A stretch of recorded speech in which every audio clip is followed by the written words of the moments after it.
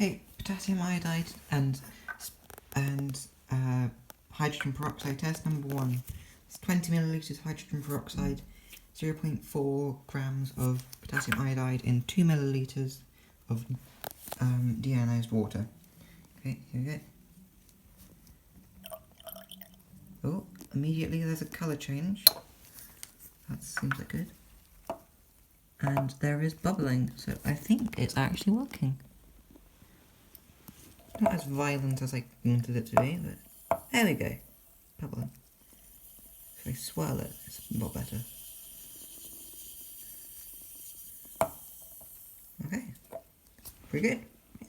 After I figured out that it worked, I added a bit of soap to the solution, and it started bubbling quite a bit.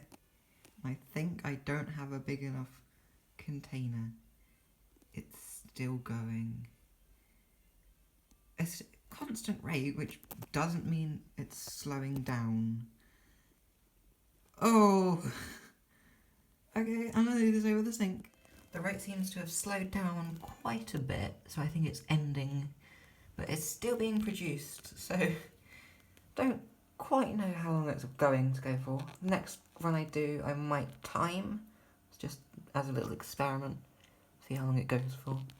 Yeah, it's worked, which is great. Didn't think it would. It didn't stop, and now it's completely filled and there's a lot of bubbles.